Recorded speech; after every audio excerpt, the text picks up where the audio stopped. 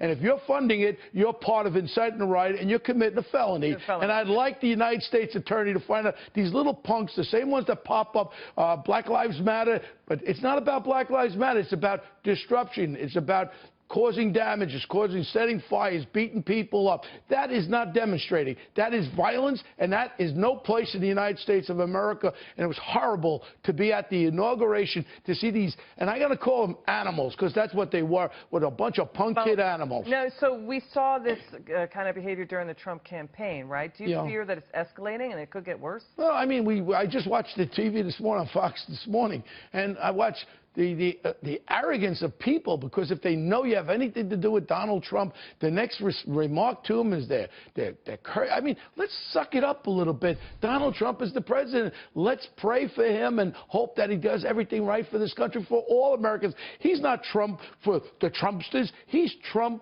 for all Americans, and we all want one thing, our country to go in the right direction. And I'll be very honest with you, we've got to give him the opportunity, and I think he's going to do good things for all Americans. He's talking about jobs.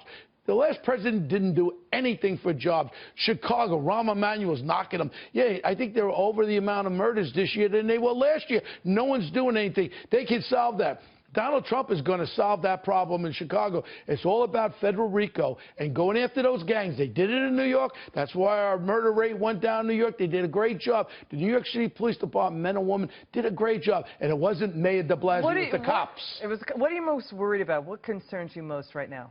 What concerns me is if we don't quash this and stop this nonsense from occurring, it just gets more tumultuous. And as it builds up, and then everyone thinks, oh, they're going to let me get away with this, like what happened in Washington. They let too much get away. Do you think the cops let it go? Yeah, absolutely. Why? And you could see. Why did they do that? Well, I'm not the mayor of Washington, D.C., but I saw whenever you're wearing a mask like that, and I know the law, when someone's hiding their face like that, they should have grabbed the troublemakers and got them right out. The peaceful demonstrators, I'm not against them demonstrating peacefully, but when you're going to start throwing things, smashing windows, starting fires like you're looking at there, I got a problem with that, and you got to nip it in the butt and get those troublemakers right away, lock them up, get them off the street. Peaceful demonstrations like we had with the Women's March. Is it against the law to wear a mask or a hood or a mask? It is, to cover your face. Yes, through your protest. And that's the law as far as it's concerned. You cannot hide your face if you're protesting like that. It's very obvious reasons. You don't know who they are. And these guys are committing felonies. It's inciting to riot. These are real felonies, and they're the same as in Washington, D.C. as New York. And look, again, peaceful demonstration, I'm all for. Once you hurt people, hurt property, you lock them up. You know what the problem was? The Ferguson thing. They let them get away with burning all the stores. Nobody got locked up.